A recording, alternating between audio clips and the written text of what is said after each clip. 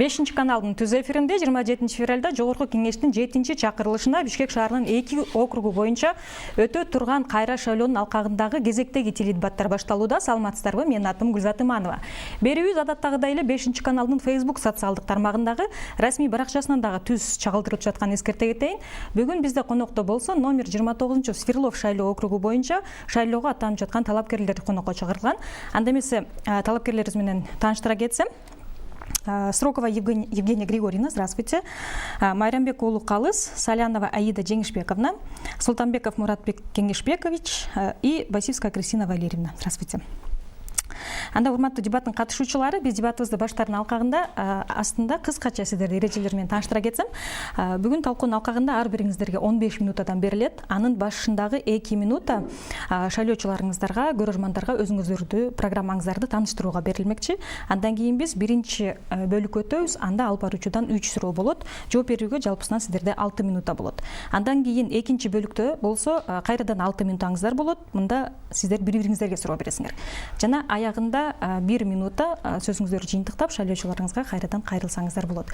И, уважаемые кандидаты и телезрители, на официальном языке также вкратце повторю условия наших теледебатов. Сегодня в рамках наших теледебатов каждому из вас будут предоставлены по 15 минут. Из них первые 2 минуты даются на приветствие, и в завершении 1 минута дается на обращение к своим избирателям. Также у нас помимо этого будут 2 раунда. В первом будут вопросы от ведущего, 3 вопроса, на ответы которых у вас в распоряжении будет 6 минут. И второй раунд, здесь вы можете задавать вопросы друг другу, также 6 минут. Вопросы вы можете задавать как адресно, так и в общем порядке. И ответы вы можете давать как на государственном, так и на официальном языках. И позвольте начать наши теледебаты, уважаемые участники. Первые 2 минуты приветственное слово. Евгения Григорьевна, давайте начнем с вас. У каждого из вас перед вами монитор, где вы можете следить за вашим временем. Добрый вечер. Благодарю за предоставленную возможность обратиться к жителям Свердловского района. Я Строкова Евгения Григорьевна, по образованию педагог, проработала в образовании 31 год. В ноябре прошлого года я не выдвигала свою кандидатуру, так как работала в 6-м созыве, и 6-й созыв был очень напряженный. И для оценки и анализа событий в нашей стране, а также собственной работы была взята пауза. Но в Свердловском районе так сложилось, что победили против всех. И при поддержке избирателей, которые еще меня избирали в 6-й созыв, я снова решила баллотироваться. Что касается моей программы, она ориентирована на решение социальных проблем, а также продолжение тех начатых вопросов, которых я не закончила в 6-м созыве. Своими успехами считаю это поднятие вопроса по больным гепатитам, гемодиализникам, а также благодаря мне у наших педагогов есть теперь собственный пансионат, который находится на балансе Министерства образования. Также поднимала жилищные вопросы, и очень хочется завершить вопросы по обращению избирателей. Это избирателей Кузнечная крепость, Восток 5, дом 13, Токуль-Дож и еще общежитие железнодорожников. В своей будущей работе хочу, еще раз повторю, продолжить начатые вопросы, а также продолжить инициированный мой закон по правильному питанию школьников, здоровому питанию. Спасибо большое, Евгения Григорьевна. К сожалению, у вас время уже завершено. Калыс мырза, сиздин кезек. Арбаңыздар, урматтуу телекөрүүчүлөр, урматтуу оппоненттер. Эң алгачкысы өзүмдү тааныштыра кетейин. Мен Майрамбек уулу Калыс, Жогорку Кеңештин депутаттыгына талапкер. Мен өзүм жаш, жаңы талапкермин. Мен жарандык активист, жана ыктыярчымын. Өмүр бою өзүм элиме, өлкөмө пайда кылганга аракет кылып, болгон салымды кошуп келдим. Анан бүгүнкү Жогорку Кеңешке баратканыбыздын себеби Азыркы учурда тилекке каршы көптөгөн мыйзамдар бар. Көптөгөн мыйзамдар. Бирок ал мыйзамдар элдин кызыкчылыгына эмес, наоборот ошол элди куугунтуктап, элди кыйнаган мыйзамдар болуп атат. Мен ага макул эмесмин. Биздеги көптөгөн көйгөйлөрдү туура мыйзамдар менен убагында чечсе болот эле, бирок тилекке каршы биз аны көрө алган жокпуз. Мен ага макул эмесмин. Негизи бул көйгөйлөрдүн баары эмнени билдирет? Бул көйгөйлөр ушул азыркы учурда парламентте отурган көбүнчө депутаттарды эл менен байланышы аз болгондугун билдирет. Эгерде сиз депутат болуп барам десеңиз, анда элдин өкүлү болуш керек, анда элден чыгып, эл менен чогуу биргеликте болуш керек. Мен өзүм жөнөкөй бүлөдөмүн. Мен ата-энем бизнесмен эмес, олигарх эмес. Мен чоң акчам жок, бирок чоң акча жок болгонун өзүмдүн өлкөмө пайда келтиргенге эч качан тоскоолдук кылган эмес. Азыркы учурда деле ушул жогорку кеңешке барышым, депутат болушума акча жоктугу тоскоолдук болбойт. Анткени биздин жарандар баннерлердин саны менен эмес, агитаторлордун саны менен эмес, талапкердин чыныгы, татыктуулугу менен элди тандашат. Чоң рахмат. Аида Жеңишбековна, сиздин кезек. Рахмат. Урматтуу шайлоочулар, дорогие избиратели. Я, Аида Солянова, баллотируюсь по Свердловскому округу. Почему Свердловский округ? Потому что в Свердловский округ включены еще два участка Октябрьского района. Я на эти выборы выхожу с программой, которая состоит из двух частей. Первая часть — это то, что бы я хотела сделать в случае оказания мне доверия. И вторая часть — что я уже успела сделать и чем я могу гордиться. По первой части моя программа состоит из 3 вопросов. Первое — это сокращение бедности. Второе — это образование, качественное образование. И третье — это борьба с коррупцией. 3 вопроса являются не просто взаимосвязанными, они взаимозависимы. Эти вопросы должны решаться комплексно и системно. Сегодня в стране проживает 2 миллиона граждан. Проживают в условиях бедности. Почти половина этих граждан — это дети. И для того, чтобы решить вопросы сокращения бедности, нужны ряд экономических, политических, социальных проблем. Многие из этих вопросов должны решаться исполнительной властью. Но единственный контролер действий исполнительной власти — это народ в лице народных избранников. Вот почему я хочу баллотируюсь в Жогорку кеңеш Кыргызской республики. Что я сделала до сегодняшнего дня? Это 54 детских сада, которые возвращены государству. Это 51% мегакома. Это незаконно выведенные средства за границу. Это... Спасибо большое, Аида Жеңишбековна. Муратбек Кеңешбекович. Арбаңыздар, саламатсыңар. Бартен мақтанып атат тил билүүгүбүз. Я тоже поздороваюсь. Здравствуйте, гутен абен, мерхава, нихау. Это все они живут в Свердловском районе. Нас так много и много этносов сейчас в Свердловском районе. Я эти 2 минуты хочу потратить не на само представление. Вы меня можете искать в Фейсбуке, в Ютубе, в Гугле. Забивайте Султанбеков Муратбек, я номер 3, я врач. 03, раньше скорая, 03 было, вот я 3. Вот. И мне хочется сделать приятное. Завтра, послезавтра уже первый день весны, поэтому я хочу это приветствие немножко на приятное, потому что врач, он в первую очередь внимательный. Вот. Поэтому я хочу поздравить наших женщин с наступлением весны, подарить вам подснежники. Они называются подснежники. Ну вот. Наверное, Аида Жеңишбековна передадит, да? Вот, пожалуйста. Ну и я вас тоже не забыл. Вот. Спасибо это я большое. вам передам. Кажется, теперь даже я буду Черт. Все зависит от объединения. Люди должны научиться объединяться. Люди должны научиться заботиться друг о друге. Я очень верю, что сейчас вот у экранов телевизора свердловчане сидят, Свердловский район, там есть мои одноклассники, однокурсники, соседи, друзья. Я родился в этом районе, вырос, живу и дальше буду жить. Вот. Поэтому я очень надеюсь на ваши голоса. Я верю в то, что человек может многое. Он может своим голосом сделать очень многое. Сила слова очень большое. Я не хочу, чтобы на этих выборах люди рефлекторно голосовали. Ну, увидев 3 раза плакат, взяли за него, проголосовали. Нет, вы должны голосовать, глядя себе в глаза, глядя своим детям в глаза, глядя своим родителям в глаза, глядя на солнце и на будущее. И тогда все получится. Само собой, как врач, я всегда болею за то, чтобы инвалиды, пенсионеры, они достойно жили. Я сам врач, еще я изобретатель, я велосипед изобрел, еще и инвалид, ну и еще и просто хороший гражданин. Спасибо большое, Кристина Валерьевна. Добрый вечер, дорогие кыргызстанцы. Меня зовут Кристина Валерьевна Басевская. Я родилась и выросла в Бишкеке. Здесь моя мама, здесь мой сын. И знаете, самый частый вопрос, который я слышу, это почему я здесь остаюсь. Так вот, я остаюсь здесь, чтобы жить.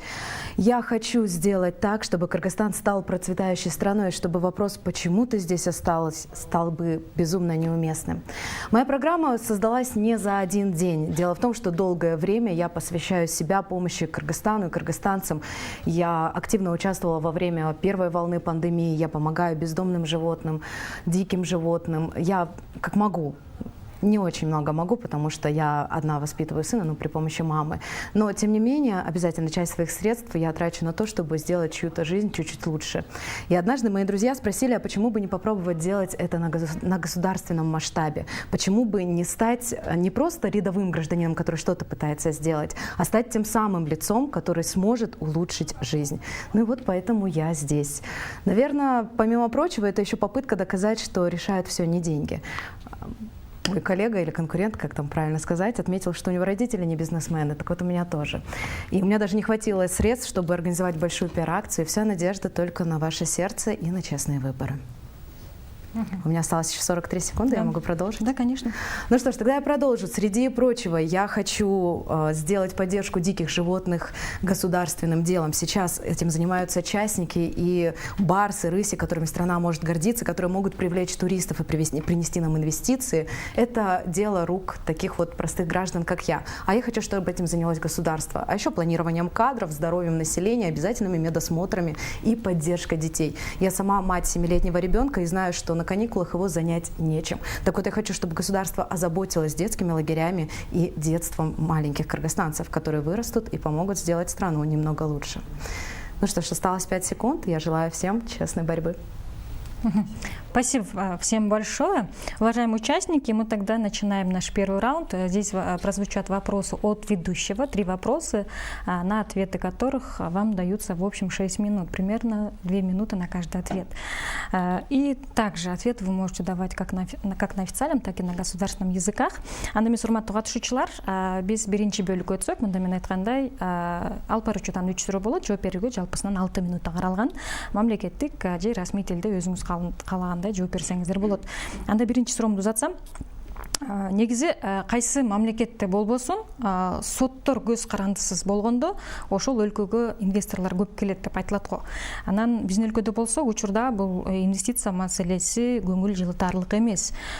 Бул багытта ошол сотторду көз карандысыз кылуу багытында реформалар деле жүрүп жатат. Соттордун айлыктары деле көтөрүлдү. Дагы кандай кескин чараларга баруу керек деп ойлойсуздар бул тармакта? И на официальном языке также повторю мой вопрос. Говорится, вообще, как правило, говорят, что инвесторы выбирают те страны, в которых действует независимая судебная система. Да? В нашей стране текущая система с инвесторами не внушает оптимизма. В этой сфере вроде идут реформы, зарплаты повысились у судей. Какие еще кардинальные меры, по вашему мнению, требует эта отрасль? И на этот раз, Кристина Валерьевна, начнем с вас.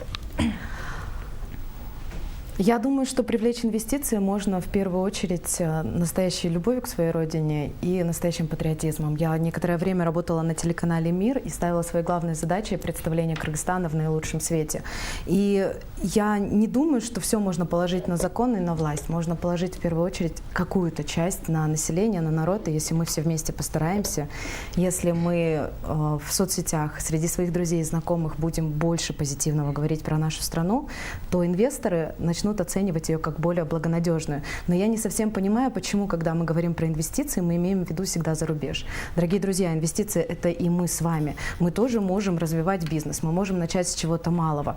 Мы можем сами попытаться сделать нашу страну чуть лучше и сами стать инвесторами. Я призываю каждого из нас попробовать что-то открыть свое. Пусть маленькое, пусть незначительное, пусть это будет садик или какое-то небольшое дело, но это ведь тоже инвестиции в нашу страну. Спасибо большое, Муратбек Кеңешбекович. Сотторду толугу менен көз карансыз кылуу үчүн кандай чаралар көрүлүш керек сиздин пикирде? Мен бул суроого деген кичине орусча жооп берейин. Дело в том, что никаких инвестиций не будет никогда. Вот. И даже если, скажем так, мы будем делать все возможное от себя, пока суды они не найдут правильную форму своего существования, да, допустим.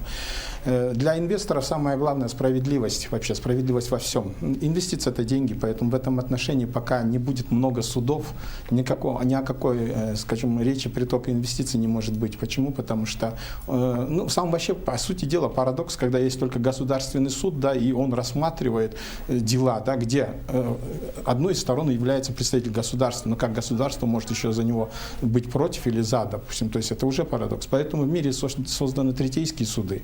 Вот. И множество вот этих разных судов, допустим, позволяет, скажем так, инвестору судиться в разных городах, в разных странах, например, и искать, например, решение своего вопроса в этих странах. Я не думаю, что, допустим, из Мозамбика инвестор, приехав, например, выиграет суд в Кыргызстане, да, или то же самое, допустим, вы, поехав в Танзанию, выиграете суд от танзанийцев, это невозможно, поэтому здесь нужны другие институты по судебной реформе. Множество судов, она позволит право выбора делать, понимаете, то есть вот в данном случае даже вот с этим Кумтором мы судимся, хотим там в Канаде или еще что-нибудь, то есть видите, по договору они как-то на международные суды как бы направление взяли, да, то есть это и есть право, там очень большое право, прецедентное право, есть там очень много дифференцированных моментов, поэтому эти суды, они должны вот так как-то рассматриваться. Больше судов, больше справедливости.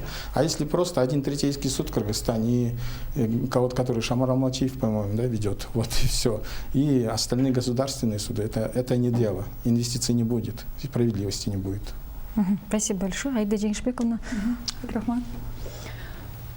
Негизи Кыргызстанда эң көз карандысыз органдардын бири мыйзам боюнча бул соттор.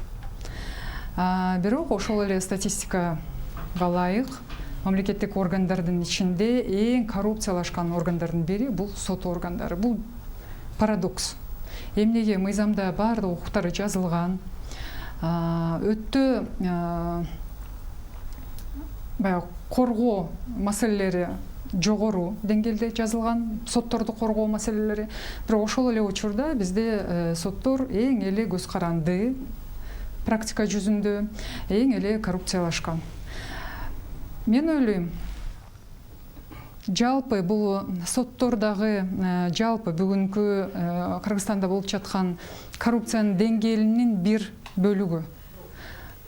Соттор аркылуу биз баарыбыз эле көп маселени акыркы инстанцияда чечүү үчүн барабыз. Биз сотторду коргойт деп барабыз. А тескерисинче адамдардын ушу укугун коргойт деп издеп барган адамдардын көбү соттордо кордолот. Эмне кылыш керек? Эң биринчи иретте соттордун көз карандысыздыгы менен кошо соттордун жоопкерчилигин дагы көтөрүш керек. Биринчиден. Экинчиден, сот ачык болуш керек. Сот жараяндары ачык болуш керек. Бүгүнкү күнү бардык эле сотто кынтыксыз видео жана аудио система, аудиофиксация иштейт деп айта албайбыз. Анткени биз аны өзүбүз көргөнбүз. Көп учурда өзүбүз сотто болгон процессти видеофиксациясын сапаттуу деңгээлде ала алган эмеспиз. качан ушул маселе видеофиксация маселелери чечилгенде, качан жалпы процесс, соттук процесстер автоматташтырылганда, толугу менен автоматташтырылганда, мына ошондо бир ыраттуу деңгээлге жетебиз деп эсептесек болот. Демек, көп маселелерди, жалпы дээрлик маселелердин баары ушу туура так даана чечилиши соттук реформага көз каранды. Ошон үчүн мамлекетте кайсы бир магистралдык өзгөрүүлөр болуш керек дегенде соттук реформа анын ичинде негизгилердин бири болушу керек. Чоң рахмат, Калыс мырза. Ушул эле суроого жообуңуз. Отвечу на русском. Инвестиции.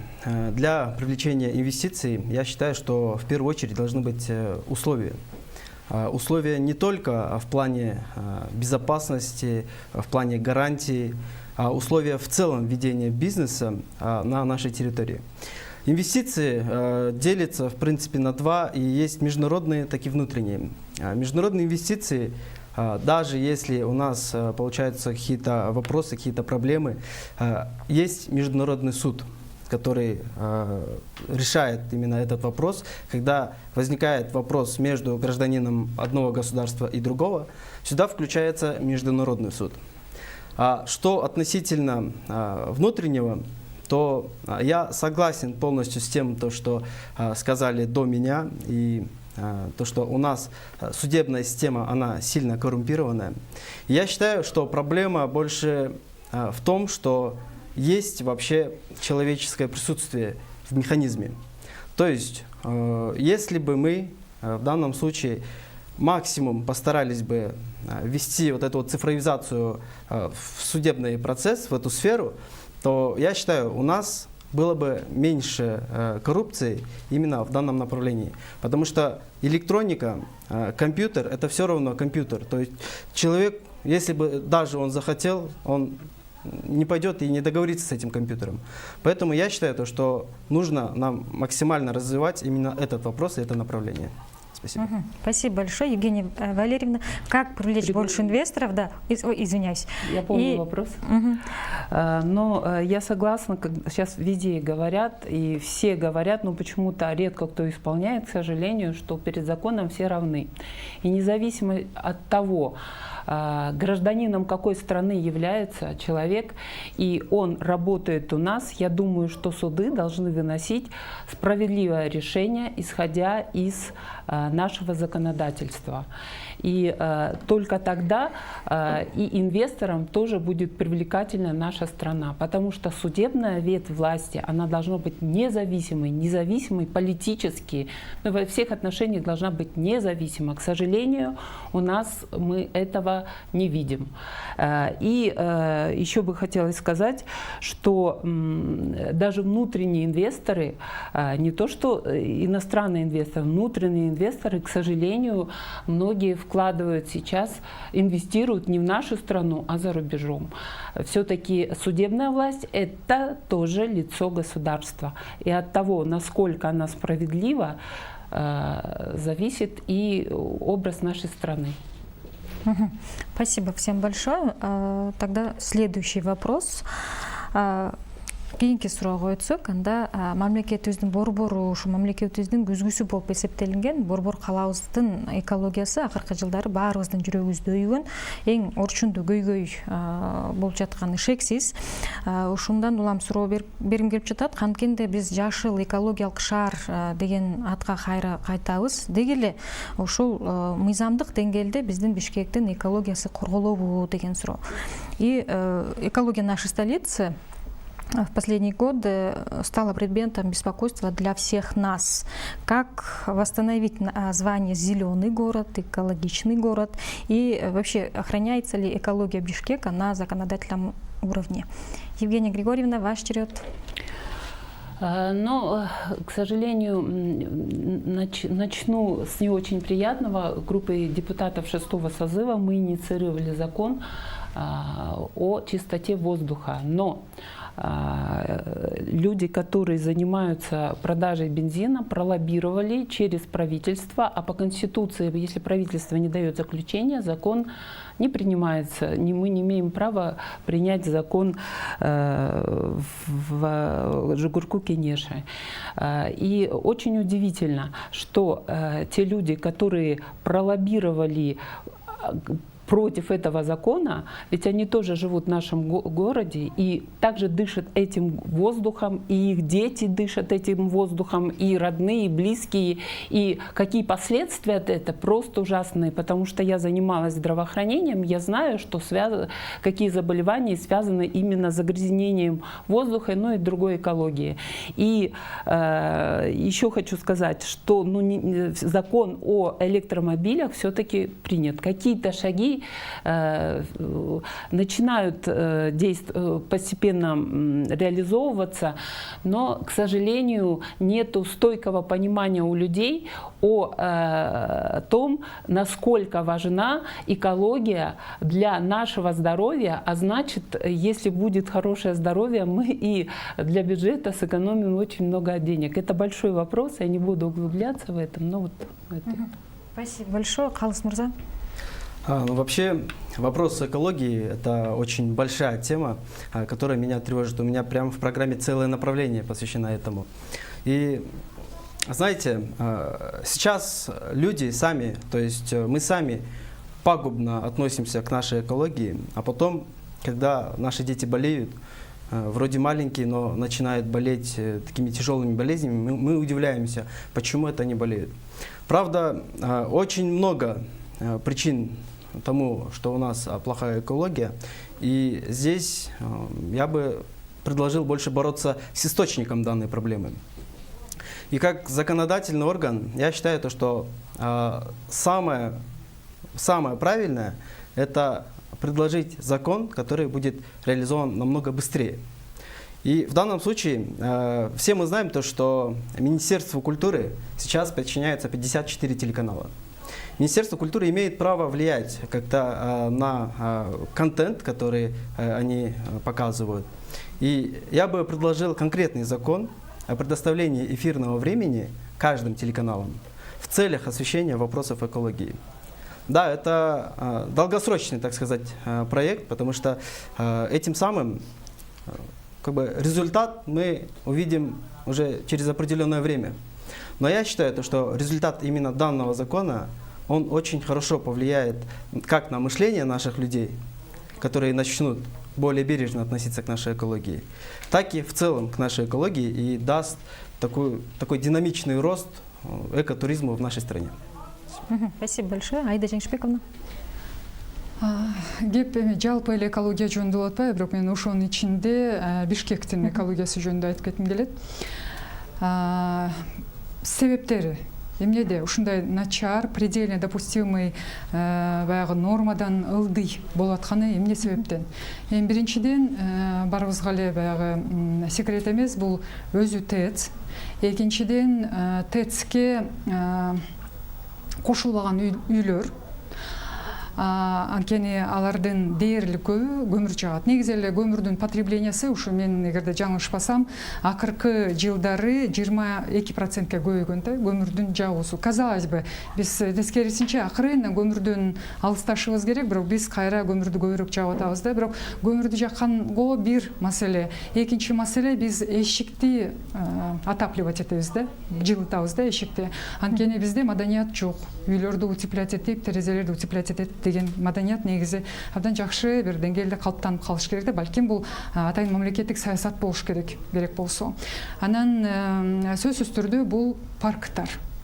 Бул парктар, билесиздер, көп жылдар бою парктарды биз көбөйтпөй эле тескерисинче аянттарын кыскартып келгенбиз. Мен прокурор болуп турганда ушул ынтымак паркынын бир бөлүгү заправка болушу керек эле, бир чоң заправка болушу керек эле, бирок менин жеке көзөмөлүм менен ошол жер заправкага берилбей, кийин жакшынакай ынтымак паркы болуп калды да. Ал бир жакшы бөлүгү ошол паркта жайгашкан. Ошон үчүн мен ойлойм, эң биринчи адам өзүн тарбиялаганды үйрөнүшү керек. Баары биздин өзүбүзгө, өзүбүздүн табиятыбызга, өзүбүздүн маданиятыбызга байланыштуу. Сөзсүз түрдө экономикалык маселелер, бирок биз эгерде өзүбүздөн баштасак эле кыйла ушул маселеде, экология маселесинде жыбабыз деген мен ишеничтемин. Чоң рахмат, Муратбек Кеңешбекович. Ну, экология в целом по всей планете это большая проблема, но в большей степени это в Свердловском районе самая большая проблема. Вот. И Свердловский район, жители Свердловского района, это вот как испытуемые. Я как врач могу только одно сказать. Экология в Бишкеке, в Свердловском районе из-за ТЭЦ это просто рак. Это обыкновенный рак. У вас нету ни одного знакомого, у которого нет знакомого, у которого есть рак. У всех есть рак.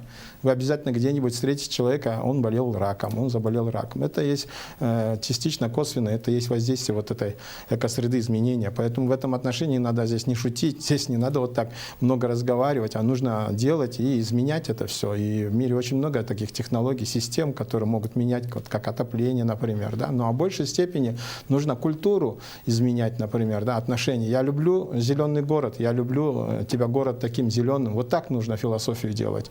У нас, получается, сакуру посадили, там, например, в парке, а его всю обворовали и к себе домой забрали. Елки посадили, они домой забрали. Так не пойдет. Так мы даже легкие города не создадим. Поэтому легкие города, они обязательно должны быть. Во всех городах есть свои легкие, есть парковые зоны. Это, без этого невозможно. Поэтому здесь по экологии я сразу скажу, одним завозом электромобилей это не решится, потому что это должен быть системный подход. Это не только просто так вот они завезли. Нет, это именно по законам должен быть подход системный, по утилизации, по приему, по переработке. Машина, она заедет, ладно, а потом с этими батареями что делать, с шинами что делать, например, да? То есть электричество вырабатывается на эти машины, например, да? ГЭС напрягается, ТЭЦ начнет напрягаться, если завести сюда очень много машин, они же тоже заряжаться будут от 220, который вырабатывает ТЭЦ же, правильно, да? То есть это системный подход должен быть, нельзя, например, просто взять. Это как в организме, если ты что-то лечишь весь организм, нельзя просто взять и палец вылечить и радоваться, что он больше не заболеет. Если у тебя болезнь внутри сидит где-то, то нужно системный подход делать, комплексный. Поэтому в этом отношении я думаю, что с экологией у нас еще долго будет проблема, пока мы не выработаем сознание, отношение к своей стране, любовь. У нас прекрасная страна, горы, вода. Это надо любить, научиться просто любить. И надо сажать. Я, например, посадил, 528 елок посадил, 177 берез посадил. Это я у себя на участке взял, это поле в аренду, допустим, да, и вот там я это все сажал. Вот, и это вот просто так сажаю. Сельчане удивляются, говорят, а зачем ты так сажаешь? Ну, потому что она тоже должна жить. А кто будет сажать, если не сажать? В Швейцарии, например, она вся обсажена. Вот поэтому так надо подходить. А так просто заменив одно на другое, например, вместо печки электропечку, например, это не решение вопроса. Культуру надо поднимать. А Свердловскому району надо думать, болеть раком нам или не болеть. Этот вопрос надо решать. Спасибо большое, Кристина Валерьевна. Экология в Бишкеке оставляет желать лучшего. Здесь даже можно не смотреть на показатели, а достаточно посмотреть на то, как люди дышат. У меня мама астматик, она по половине города передвигаться не может. Если еще в верхах более-менее ситуация, там, где Джибек Джулуфучка, Первомайский район, Свердловский, там вообще кошмар. И я думаю, что решить ситуацию можно при помощи, первое, у меня это есть в программе высадки зеленых насаждений, но мало сажать, вы правы, их действительно очень быстро уничтожают.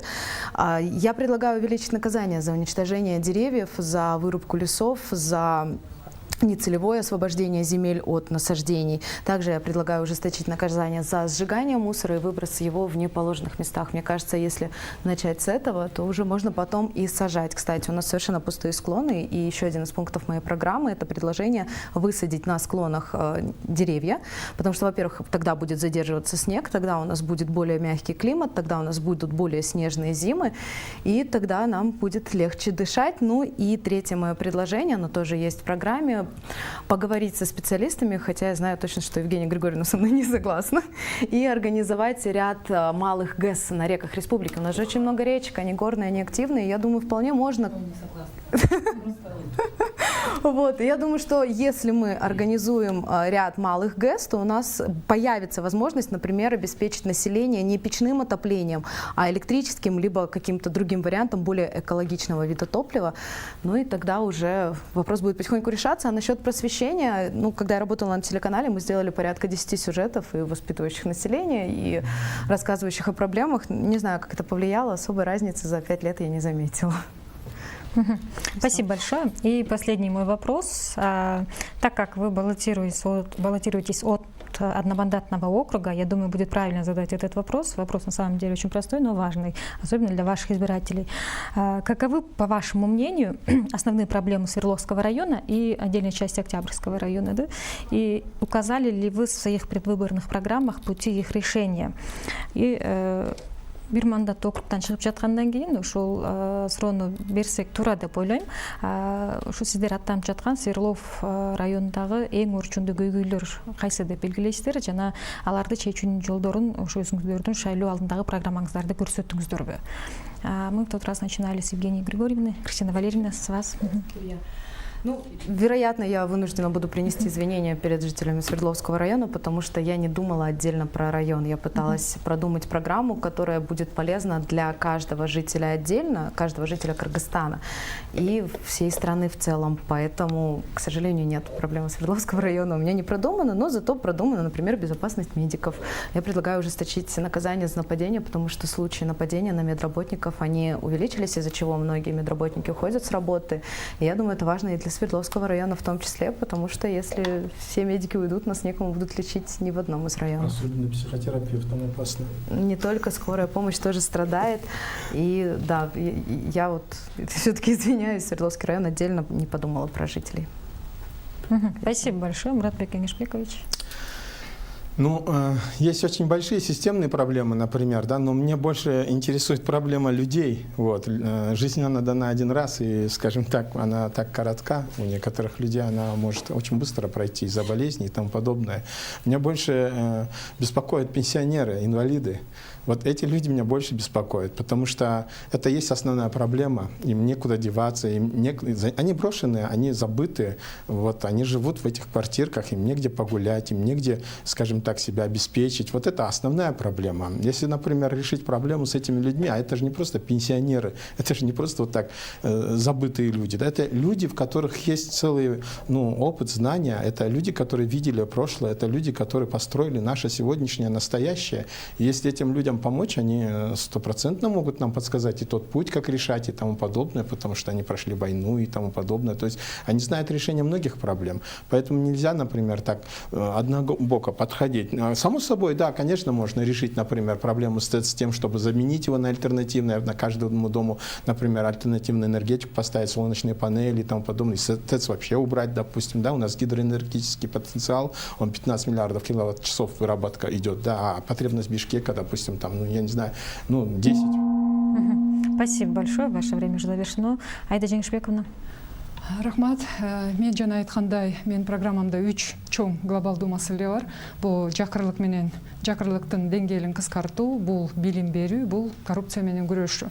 Эмне үчүн ушул 3 маселе? Анткени бул маселелер чечиле баштаса, мультипликациялык эффект болот. Башка майда барат маселелер, особенно бул шаарда болобу, айылда болобу, райондордо болобу, бул маселелер өзлөрүнөн өзлөрү чечилет.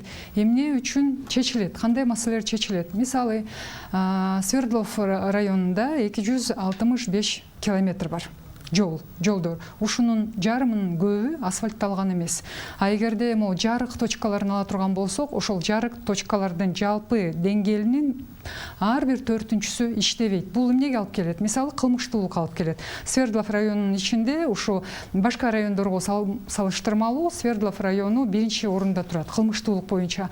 Ал, конечно же, жанагы свет жок болсо, караңгы болуп атканда кылмышкерлерге ыңгайлуу жагдай түзүлөт. Демек, ушуга окшогон маселелер, ирригация маселеси, канализация маселеси Свердлов районунда толтура ушундай маселелер, ошол маселелердин баары жалпы улуттук масштабтагы маселелердин чечүүсү. Чоң рахмат. Калыс мырза. Айда Жеңишбекова менен кошулам. Негизи мен 7 февралдан баштап үгүт иштери башталганда тетиги учкундан баштап үй кыдырып келдим. ар бир үйгө кирип, ар бир жаран менен сүйлөшүп, таанышып. Анан ишенесиңерби? Биринчиден бул мындай бир көйгөй бар. Бүт эле жалгыз ошол райондор эмес, бүт эле Бишкек боюнча көйгөйлөр мындай окшош. Бул баягы эле жол маселеси, баягы эле канализация маселеси, документтерди ала алышпайт. Анан мисалы үчүн эгерде даже жарандар өзүлөрү чогулуп, акча чогултуп, свет койдурса, өкмөт аны счетко албай, светти күйгүзбөй турат. Ошондой учурлар да бар экен. Анын баары менен сүйлөшүп, таанышып, элдер менен көрүп, билип келдим. Бирок мен ойлойм, бул негизи система туура эмес иштегендигин билдирет. Мен ойлойм, мисалы үчүн биз азыр бир мандаттуу округтан чыгып атабыз. Свердлов округтан биз баарыбыз талапкерлердин баары ошол аттанып, ошояктан бир депутат чыгат, ошол депутат ошол округтун көйгөйлөрүн чечиш керек негизи. Ошол округтун жогорку кеңеште, парламентте өкүлү болуш керек. Ошояктан кандай көйгөйлөр бар, ошолорду парламенттен, трибунадан туруп сүйлөп, бүт ошол райондогу жарандардын, тургундардын кызыкчылыгын коргош керек. Эң эле алгачкы ошол райондон чыгып аткандан кийинчи. Анан экинчиси, мен адамдардын баары менен сүйлөшүп жүрүп бир нерсени түшүндүм. Ушул күнгө чейин ушунча көп адам, ушунча көп талапкерлер канча жылдан бери келип, буну кылабыз, тигини кылабыз деп туруп жок болуп кетип атышат. Мен ойлойм, эң алгачкы көйгөй азыр, эң алгачкы көйгөй бул ошол эл өкүлдөрү, депутаттары эл менен биргеликте эмес. Эл менен чогуу иш алып барбай эле. Ар бир көйгөйдү эл менен чогуу биргеликте чечсе болот. Бүт райондо. Эгерде ошол райондун, ошол округтун депутаты эл менен чогуу болуп жүрсө. Ошондуктан мен ойлойм, негизи жол салган, канализация койгон бул өкмөттүн иши. Депутат болсо мыйзам чыгаруу орган катары туура мыйзамдарды чыгарыш керек. Жана ошол элдердин көйгөйлөрүн трибунадан сүйлөп, ачыкка чыгарып, анткени өзүңүздөр билесиздер, бизде өкмөттө ушунчалык бюрократия сиңип алган азыр. Чоң рахмат, Евгения Григорьевна. Ну, я знакома с проблемами Свердловского района, потому что я занималась ими еще и в 6-м созыве. Я уже говорила, что это Токульдош, Кузнечная крепость, где у людей нету до сих пор красных книг, хотя они проживают уже там в 4-м поколении. Также Восток 5, дом 13, там общежития, которые выдали как очередникам квартиры, а записали как служебное жилье. Большая проблема. То же самое с общежитием железнодорожников, канализация в Красном Строителе, то, что вот я точно знаю, но наше дело не только там пойти и самим делать эту канализацию, а помочь людям с документацией, с правильным оформлением и, конечно, взаимодействовать с муниципалитетом и городским кинешем. Конечно же, мое приоритетное направление – это образование, здравоохранение, социальные проблемы, ЛОВЗ, культура. Но заниматься в рамках одного района этими вопросами просто не получится. Образование – это значит образование всей страны. Мы же депутаты Джугурку Кинеша, мы политический орган. И поэтому я думаю, что если я вновь попаду в парламент, мне будет легче быстро начать работу, и я справлюсь со многими поставленными задачами. И, конечно же, в приоритете будут обращения жителей Свердловского района, так как я буду представлять депутата-одномандатник от Свердловского района. Спасибо большое. И давайте посмотрим на экран. У Кристины Валерьевны и Евгении Григорьевны осталось еще время, так как это время, отведенное вами законом. Давайте позволим вам использовать его до конца. Может быть, на какой-то вопрос вы не до конца ответили для укрепления своей позиции. И, Кристина Валерьевна, у вас 2,5 минуты. Можно, да, начинать? Я не до конца ответила на первый вопрос. Я еще хотела попросить возможность договорить, потому что когда мы говорим про инвесторов, я думаю, что можно их попробовать еще растить. Если мы начнем в школе преподавать финансовую грамотность, если мы научим детей покупать акции, вкладывать деньги, инвестировать их в банки в том числе, то, во-первых, мы вырастим сильное поколение хороших инвесторов, мы педалируем таким образом экономику, мы поможем развиваться предприятиям отечественным, если начнут покупать акции, и мы поможем стране не искать инвестора за рубежом. Мы сами его вырастим, мы сами будем своими инвесторами. И сейчас финансовой грамотностью школьников никто не занимается, кроме фондовой биржи. А можно попробовать это сделать уроком, частью экономики. Если мы научим детей правильно откладывать, правильно вкладывать, то мы не будем нуждаться в зарубежных инвесторах. И еще хотелось дополнить, что акцент на суды и на разборки мне кажется странным, потому что стоит, по-моему, заранее организовать работу так, чтобы до судов не доходило и не портить имидж, а попытаться благоприятно влиять. А для этого, опять-таки, надо научить самих инвестировать, потому что у нас очень плохое отношение к инвестициям. Мы либо думаем, что сейчас все придут и дадут нам денег, либо мы относимся так, что кто-то пришел забрать что-то наше и немного нам за это заплатил. А когда мы начнем растить инвесторов, мы поменяем отношение к инвесторам. И тогда и до судов доходить не надо будет. Вот. У меня еще минута осталась. Годы тренировки. Можно я ее уже оставлю? Да, ваше право. Евгения Григорьевна. Я не успела сказать, что у меня еще есть закон, который нужно завершить как по здоровому питанию школьников, также и закон по образованию, который мы разрабатывали вместе с преподавателями, педагогами, родителями, чтобы он отвечал требованиям всех, и самое главное, именно чтобы было улучшено само образование. Вот. И еще у меня основная задача, у педагогов есть свой пансионат, я хочу добиться, чтобы у медиков тоже был свой пансионат, и нужно проследить, чтобы эти путевки уходили по назначению, а не только определенные верхушки. Так что чем заняться есть, и я прошу, чтобы все избиратели воспринимали депутатов Джугурку Кенеша как представителей ваших в этой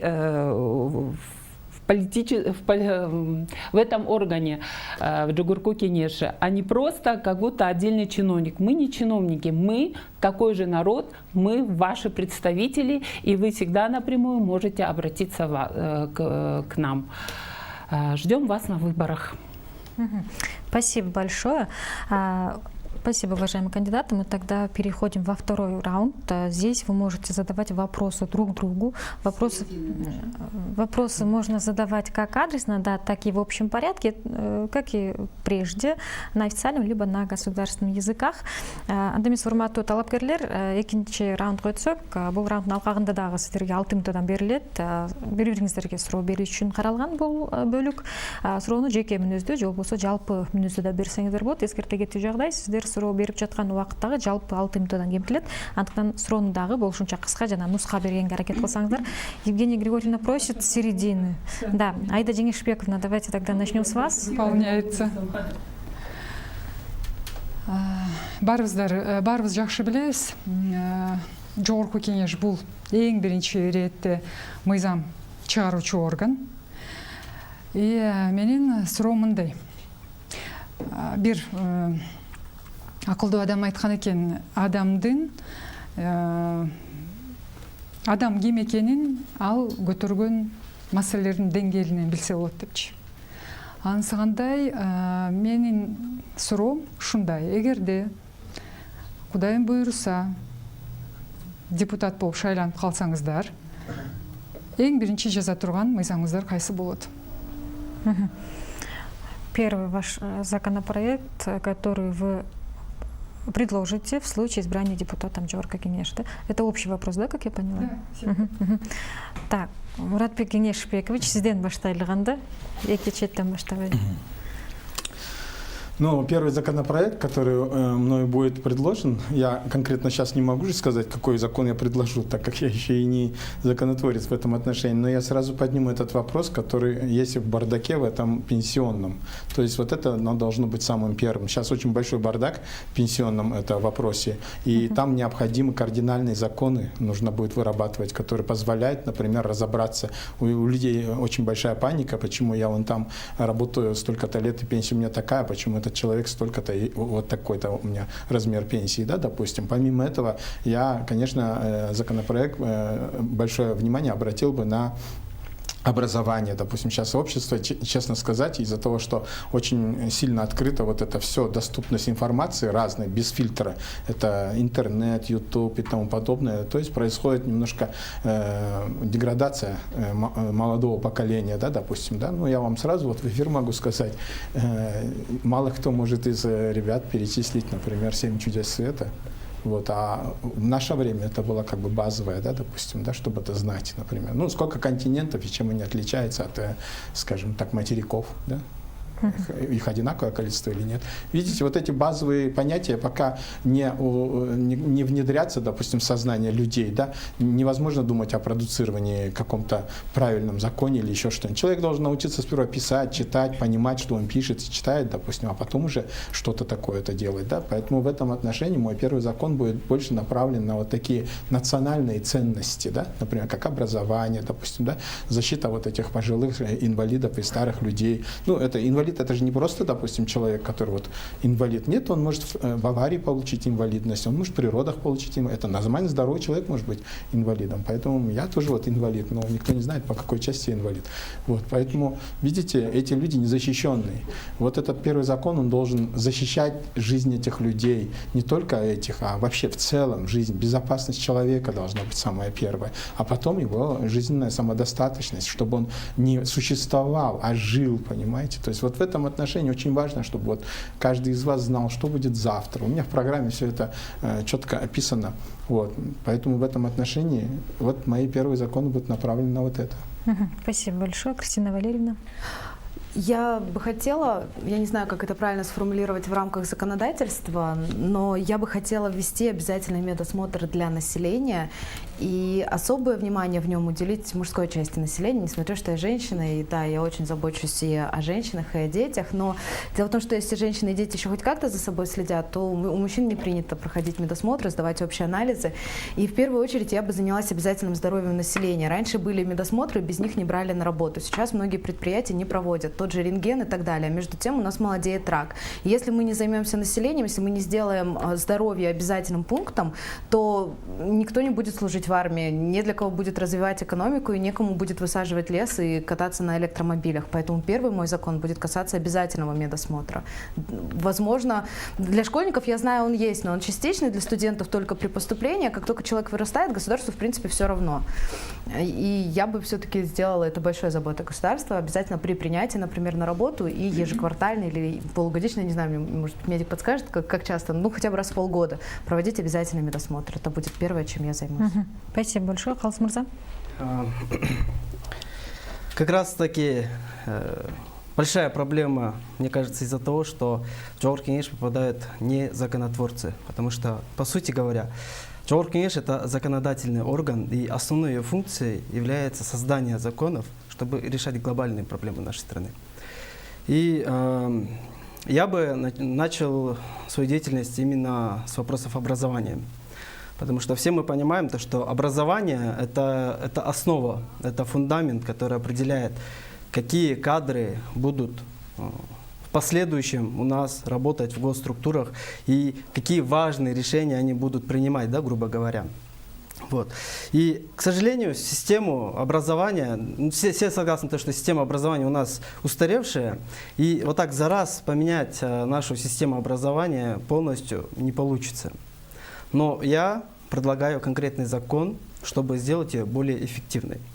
К примеру, я предлагаю ввести практикоориентированный учебный процесс. Это означает, что каждый студент при поступлении в вуз, он получает специальный дневник, и в период обучения он проходит практику. И каждый раз, когда он проходит практику, он получает баллы, которые в последующем суммируются, и при окончании университета совместно с дипломом он получает специальный сертификат, который означает, что этот студент имеет базовый опыт в той или иной сфере, что поможет студенту при том, когда он будет устраиваться на работу, также и работодателю, который может определить, имеет ли этот студент опыт в той или иной сфере. Спасибо. Спасибо большое. Евгения Григорьевна. Я хочу начать с того, что основной и не менее важной, а может быть более важной задачей и функцией Джугурку Кенеша является контролирующая функция, потому что законодательные инициативы у нас сейчас настолько многие в этом как бы и прокуратура, и все, очень многие обладают законодательной инициативой. А вот контролирующая, чтобы исполнить закон, чтобы привести его в действие, вот это очень важный момент. Что касается меня, я вот согласна с Кристиной Басевской. Я поднимала тоже данный вопрос. Это очень важный вопрос, потому что профилактика – это то, на что мы должны выделять деньги в здравоохранение в основном, потому что потом мы на этом выиграем, когда люди у нас будут здоровые, а не тратить потом миллионы на лечение каких-то заболеваний. И поэтому вот первое, что это завершить свои законопроекты и плюс еще сделать программу государственную по гепатиту. Это очень важный момент. И еще закон о трансжирах. Это тоже, что касается здоровья наших граждан. Вот. Спасибо большое. Айда Жеңишбековна, если вы желаете, вы можете дать комментарий на свой же вопрос и ответить. Рахмат. Барыңыздарға чоң рахмат. Жооптарыңыздар үчүн. Мен өзүм суроо берип аткандан кийин мен өзүм кандай мыйзам долбоорун сунуштайт элем. Биринчиден 3 маселе боюнча образование, борьба с коррупцией, жакырлыкты кыскартуу үчөө боюнча бардык маселелер боюнча мен мыйзам долбоорлорун же болбосо жогорку кеңештин токтомдорун сунуштайм. Буюрса шайланып калсам, бул бир. Экинчиден, кайсы маселени мен сунуштамакмын? Бүгүнкү күнү мен ойлойм, эң негизги, эң орчундуу маселе бул чек ара маселеси. Кыргызстандын негизи өлкөнүн суверенитетинен өйдө нерсе жок деп эсептейм. Биз качан ошо чек арада конфликт болгондо гана бардыгына даяр болуп, баарыбыз бир күчкө топтолгонго аракет кылып калабыз, а тынч болуп калса биз ал маселени унутуп калабыз да. Мен сунуштайын дегеним ушу кантип чек араны күчөтсөк болот, кантип аны укреплять этсек болот. Бүгүнкү күнү негизи эми көп экономикалык маселелерибиз аксап атат, бирок акыркы ушу пандемиядан кийин азыр жаңы экономика оживление башталды деген экономисттердин айтымдары бар. Мен буга абдан кубанам. Бирок чоң мегапроекттердин, бир мега идеялардын үстүнөн иштеш үчүн мамлекетте бүгүн акча жок.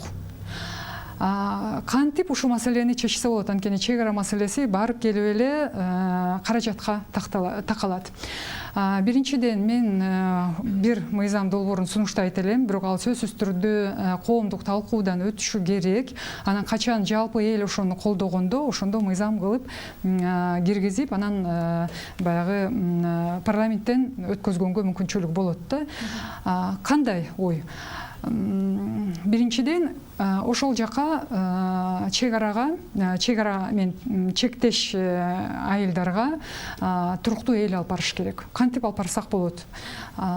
Бекер же болбосо баягы доступный жилье болуш керек да. Ал жака биринчи туруктуу эл барыш керек. Кандай алып барсак, ал үчүн атайын бир урбанический чоң проект болуш керек.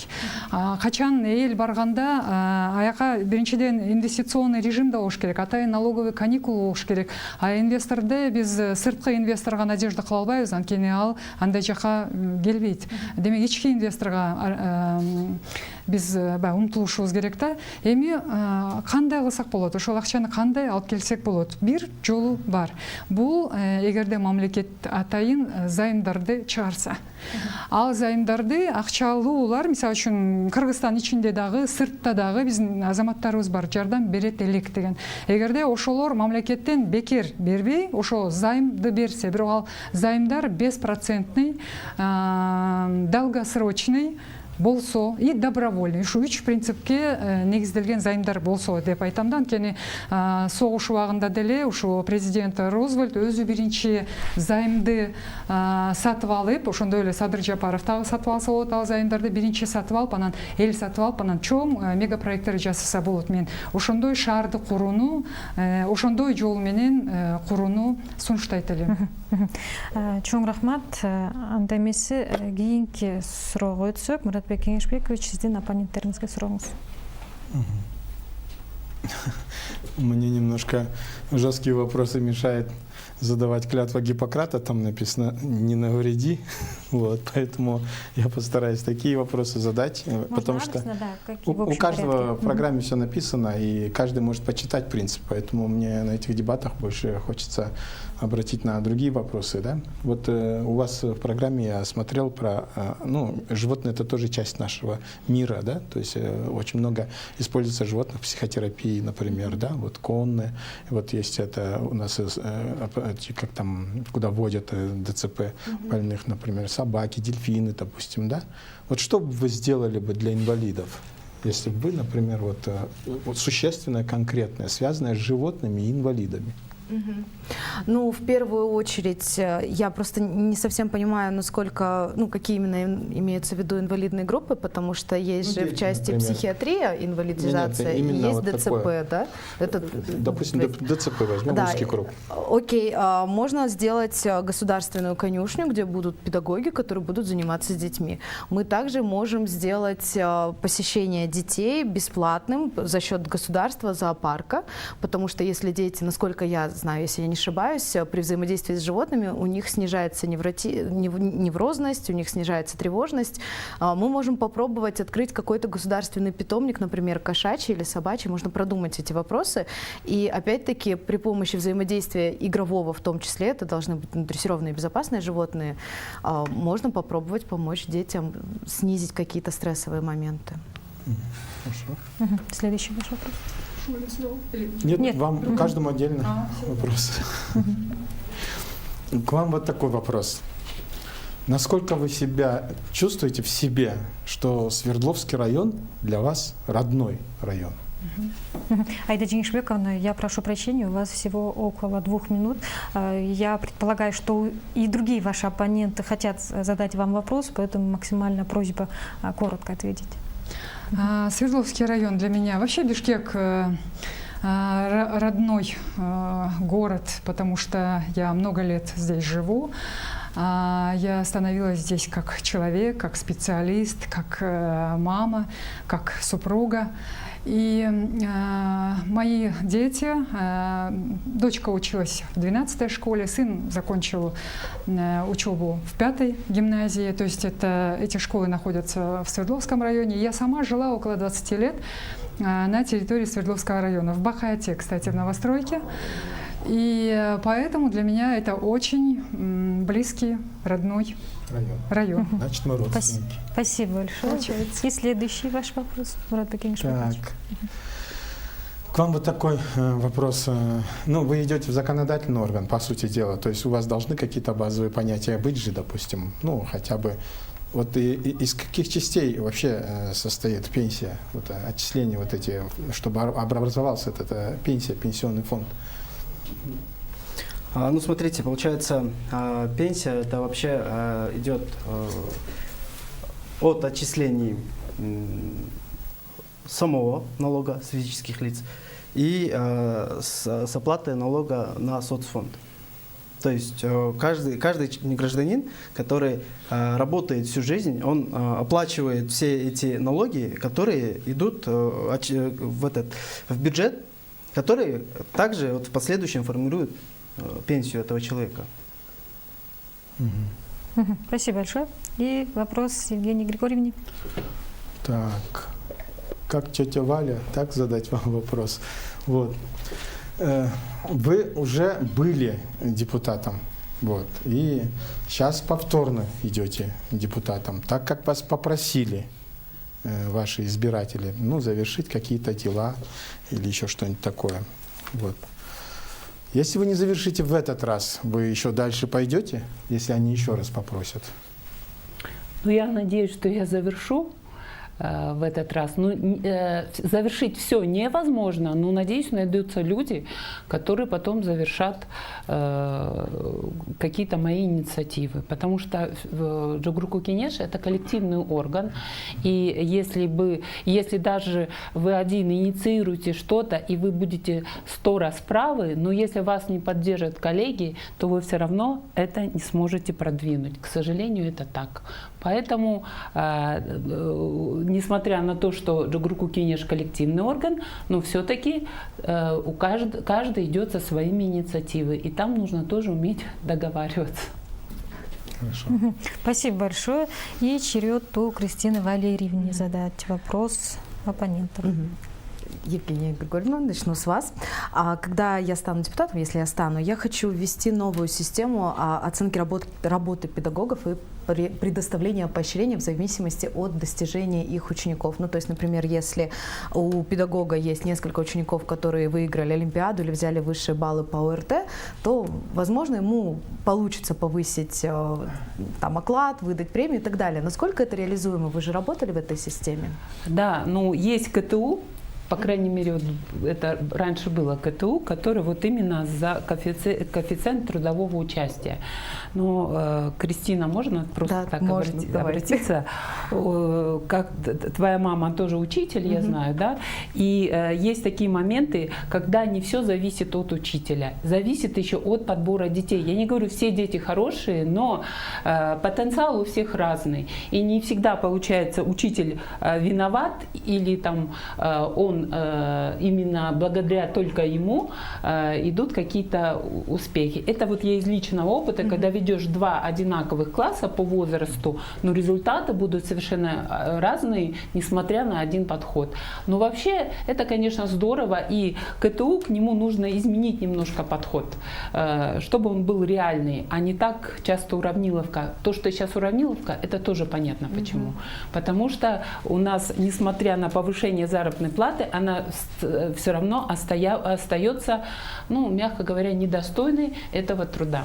И вот поэтому у меня возник вопрос стимулирования работы педагогов, чтобы хотелось учить. Она как бы есть, но ее нужно дальше продумывать. Но, к сожалению, хочу вот сказать, инициировать законы можно, но под каждый закон нужен источник финансирования. Но, к сожалению, не всегда его можно изыскать. И многие хорошие инициативы так и остаются только инициативами.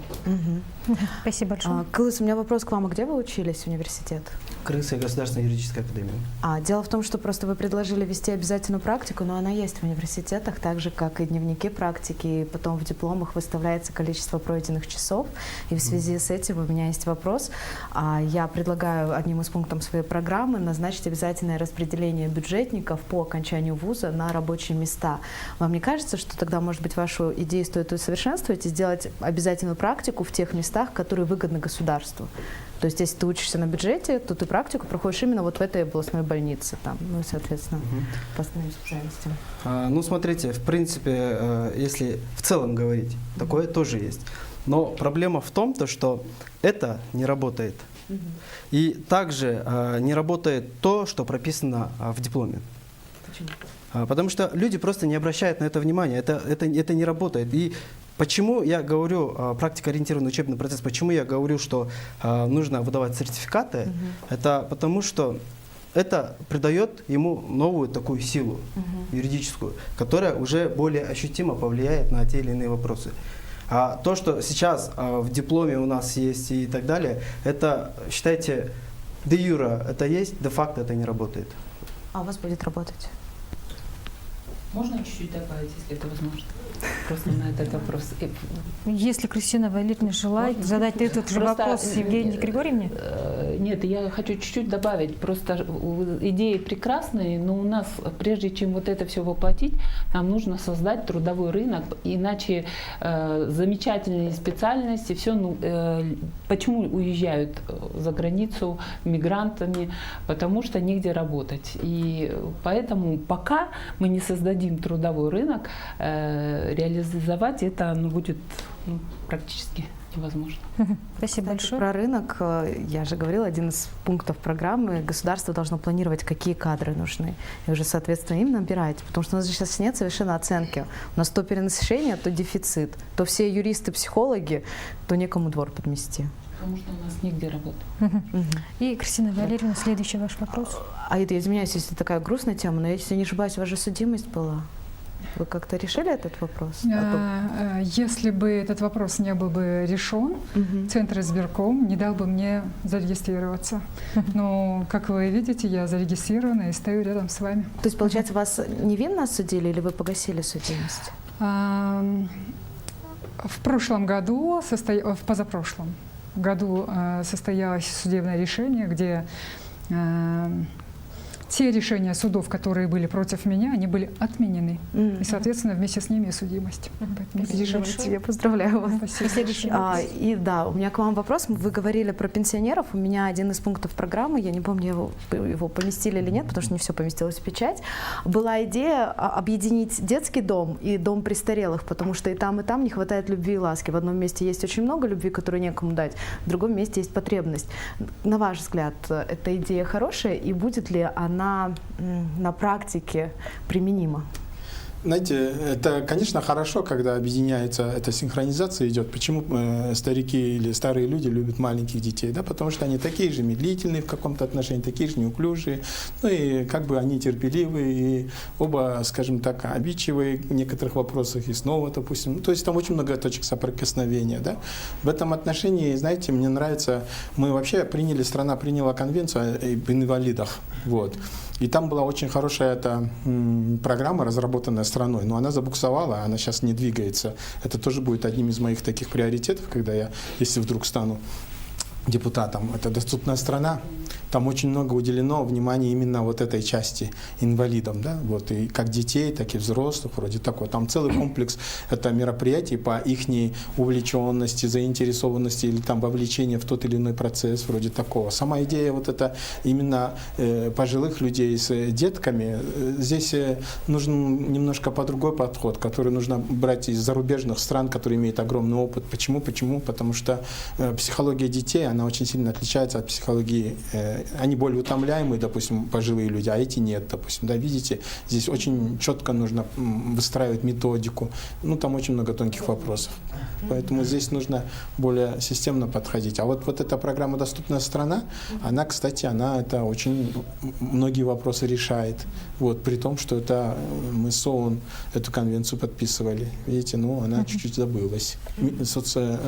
Министерство, она делает что-то, но, наверное, может, недопонимает. Спасибо большое. И, Евгения Григорьевна, ваш черед задавать вопросы. Вот я хочу нашему уважаемому доктору задать вопрос и сказать, что она буксует, эта конвенция подписанная, потому что тоже нет источника финансирования на все.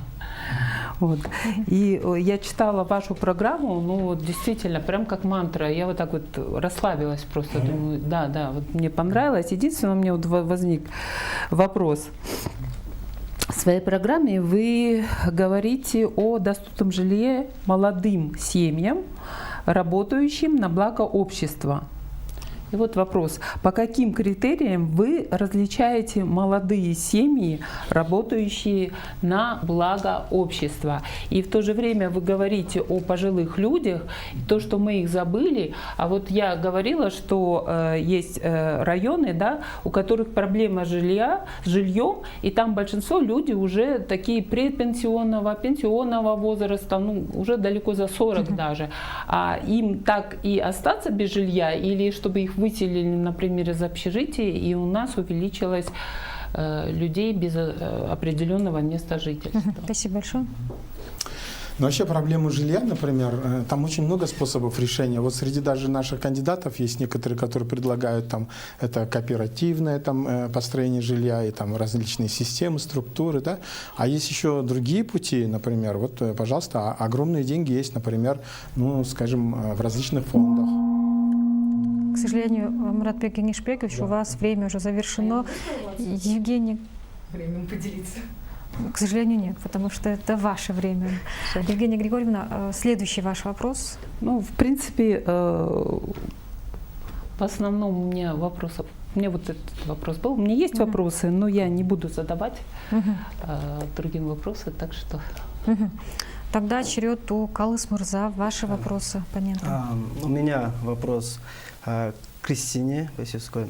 Я ознакомился с вашей программой. Программа классная, реализуемая. Но меня вот единственный один момент немножко вот, заставил задуматься. Да? Давайте я вам прочту. Здесь есть такое предложение разрешить медикам, как и милиционерам, использовать оружие для самообороны. Вот. Все мы знаем то, что вот у нас среди нас есть врач, то, что все медики, они дают клятву Гиппократа. И вообще, как вы думаете, что на это сами медики скажут? Могу отвечать? Этот пункт благодаря им и появился. Это они обратились, когда узнали, что я собираюсь баллотироваться. Они попросили продумать вопрос защиты медработников. Дело в том, что мы все знаем по новостным сводкам, недавно зажали голову водителя скорой помощи, его избили врача. У меня друг уволился из хирургии, потому что на него напали пациенты. Случаи нападения на медиков разъяренными родственниками, случаи угроз, они регулярны. И сами медики просят их защитить. Дело в том, что в силу профессии они не могут драться. Ну, то есть они умеют физически, они, конечно, могут драться, но вы же понимаете, какой будет скандал, и зачастую они не могут даже пресечь попытку нападения, потому что они в этот момент заняты спасением умирающего, в то время как родственники, ну, нередко их и избивают, и сами медики оказываются в больнице. Для чего нужно это оружие? Не обязательно, чтобы его применять, оно будет устрашающим. То есть, во-первых, там говорится об увеличении наказания, об ужесточении наказания за нападение, а во-вторых, у них должно быть что-то, благодаря чему они могут обороняться. Потому что сейчас они совершенно беззащитны. Ну, у хирургов хотя бы скальпель есть. У скорой ничего нет. Максимум забинтовать нападающего. У меня все. То есть вы считаете, то, что, по сути, можно часть функций правоохранительных органов передать медикам? Не правоохранительных органов. Вообще, в идеале, каждому медику выдать по милиционеру. Супер было бы. Их бы охраняли. Но такой возможности нет. Нет. Выдать хотя бы на бригаду. То есть мы же смогли это организовать для милиционеров. Мы смогли это организовать для там, других спецслужб каких-то. То есть иметь возможность защитить себя в случае нападения. Потому что нередко скорые приезжают, например, на вызовы к наркоманам. И пока они откачивают одного, остальные на них нападают. Им надо чем-то защищаться. Иначе они скоро все уйдут, и нас некому будет лечить. То есть вы в данном случае предлагаете выдать именно оружие? Это может быть травматическое, это может быть просто что-то пугающее, это могут быть резиновые пули, либо это может быть газовый баллончик, либо это может быть шокер. Я думаю, вполне можно продумать это с правоохранительными органами, чтобы это было минимально травматично, но с возможностью защитить себя. Спасибо. Спасибо большое. Следующий ваш вопрос. Следующий вопрос. У меня вопрос к вам. Я вас всех пощадила. Я знаю, что у вас агитационная кампания была, вы ходили по Дордою, общались с людьми. И я вот хотел бы узнать вообще, как вы считаете, стоит ли, то есть правильно ли устанавливать, заставлять людей устанавливать ККМ-аппараты, особенно на таких рынках? Я голосовала против налогового кодекса. Там очень много сомнительного, недоработанного, на мой взгляд. И я думаю, этим все сказано. Спасибо большое. Калыс Мурза, следующий ваш вопрос. У меня в целом, думаю, все. Я могу... Каида Джингшбековна, у вас вопросов нет? У меня нет вопросов. Я могу добавить от себя что-то. То есть именно вот на предыдущее, да, то, что я говорил, мне сказали то, что у нас нет рабочих мест, чтобы наши выпускники обучались, точнее, устраивались на работу. Время, я считаю, показало то, что наше правительство плохой менеджер, и у них не получается создать рабочие места. Я считаю, то, что в данном случае мы должны дать больше свободу бизнесу. То есть, если мы даем свободу бизнесу, если мы даем им возможности развиваться, то этот же бизнес создает новые рабочие места, И этим самым как бы решается очень много вопросов. То есть помимо рабочих мест создается здоровая конкуренция, которая определяет лучший продукт на рынке. Помимо этого растет экспортный потенциал, который влияет и на пополнение бюджета, и стабилизация экономики. Поэтому то, что я говорю, что вот такие вот возможности должны быть как для студентов, так и для других, я считаю, то, что недостаточно просто один закон вот так вывести и ждать чудес. Я считаю, то, что мы должны подходить ко всем вопросам более комплексно. Спасибо большое. Ваше время также завершено. И если посмотреть на экран, у Евгении Григорьевны, у Аиды Джейншбековны и у Кристины Валерьевны немножко, но время осталось. Да? Если у вас остались, может быть, кое-какие вопросы незаданные, давайте позволим это сделать, потому что этот раунд, он таки подразумевает вопросы друг к другу. Евгения Григорьевна, а если я не пройду, мы можем с вами мою программу как-нибудь разработать? То есть будете ли вы принимать какие-то советы? Вы уже мне даете карт-бланш, что я пройду. Да, если вдруг. Я с удовольствием. Тем более я реально заинтересовалась вашими многими идеями. Они у меня тоже возникали, может быть, немножко в другой конфигурации, но поработать можно в любом случае. Спасибо большое. Спасибо большое. У вас больше нет вопросов. Евгения Григорьевна, может быть, у вас вопросы есть? Аида Джейншбековна? Ну что ж, в этом случае давайте позвольте нам перейти к заключительной части наших теледебатов. Да? У каждого будет по 1 минуте на заключительное слово к обращению к своим избирателям. Анда эмесе урматтуу катышуучулар, биз ушу менен биздин дебаттын эң акыркы бөлүгүнө келип жеттик. Бул бөлүктү сиздер карамаңыздарда 1 мүнөттөн болот. Сөзүңүздөрдү жыйынтыктап шайлоочуларыңыздарга кайрылып алсаңыздар болот. Давайте, как мы посередине начинали. Калыс мырза, сизден баштайлык. Дорогие избиратели, я иду в депутаты не ради власти, не ради денег. Мне это все не нужно. Я иду туда, чтобы максимально постараться принести пользу, потому что там мои руки будут развязаны. Я знаю, что многие из вас уже разочарованы, потому что нас сколько раз за этот период обманывали, говорили, что будут создавать там какие-то чудеса, но при этом ничего не происходило. Я с этим не согласен, и я считаю, что вы должны выбирать именно того кандидата, за кого верите искренне. Я знаю, что и вы сейчас сидите, некоторые не хотят голосовать, не хотят идти на выборы. Спасибо большое. Аида Джейншбековна, ваша минута. Урматтуу шайлоочулар, көп угасын.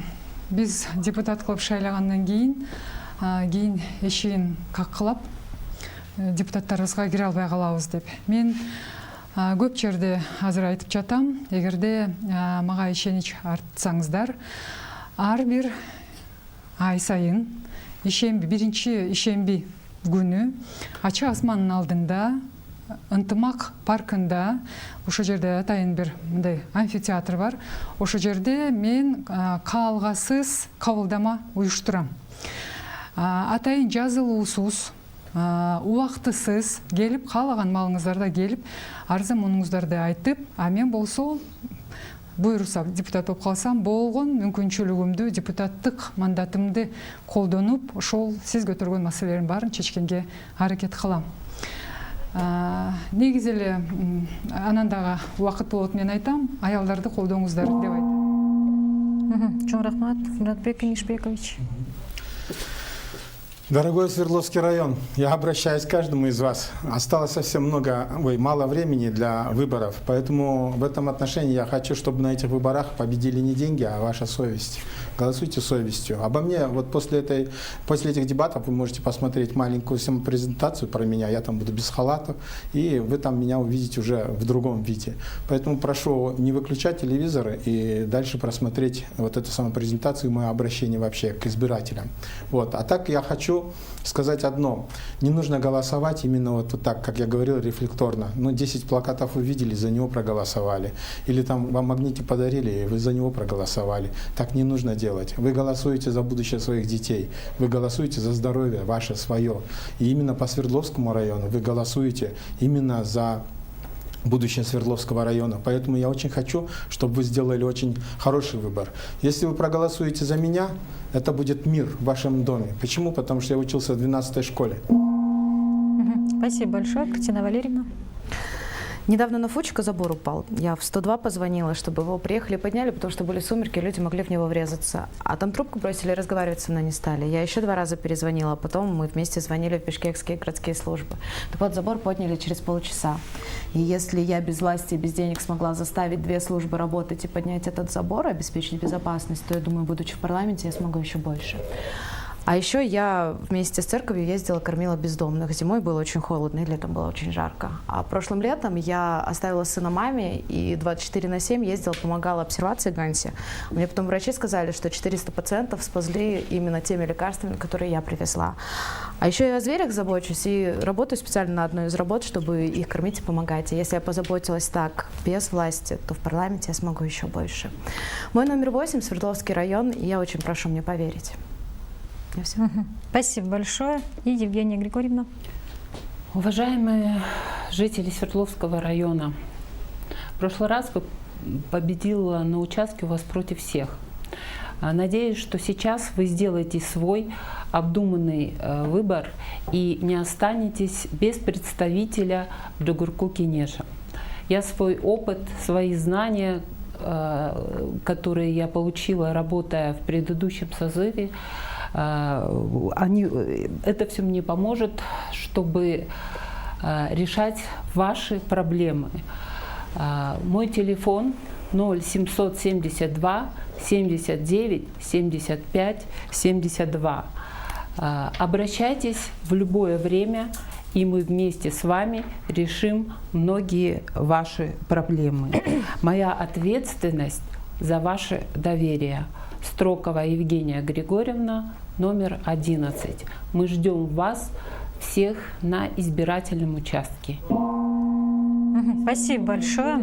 За вот такой вот микроклимат хороший. Можно маленький сюрприз? К сожалению, время уже завершено. Уважаемые участники, на этом мы завершаем сегодняшний дебат. Спасибо всем за участие и, конечно же, пожелаем всем вам удачи на предстоящих выборах. Урматтуу талапкерлер, ушу менен биз бүгүнкү дебатыбызды жыйынтыктайбыз. Убактыңыздарды бөлүп келип, талкуу жаратып бергениңиздерге сиздерге ыраазычылык, албетте жана баарыңыздарга ийгилик. Урматтуу көрөрмандар, ушу менен биз Бишкек шаарындагы 1 мандаттуу 2 округтан жогорку кеңештин 7-чи чакырылышына кайра шайлоого аттанган кезектеги талапкерлердин дебатына күбө болдук. Бүгүн болсо бизге номер 29 Сверлов шайлоо округу боюнча жогорку кеңештин 7-чи чакырылышына аттанып жаткан Строкова Евгения Григорьевна, Майрамбек уулу Калыс, Салянова Аида Жеңишбековна, Султанбеков Муратбек Кеңешбекович жана Басивская Кристина Валерьевна катышты. Берүүнү мен Гүлзат Иманова алып бардым. Биздин дебаттар сиздердин эртеңки тандооңуздарга жардам берет деген терең ишенич менен кийинки дебаттарга чейин коштошобуз.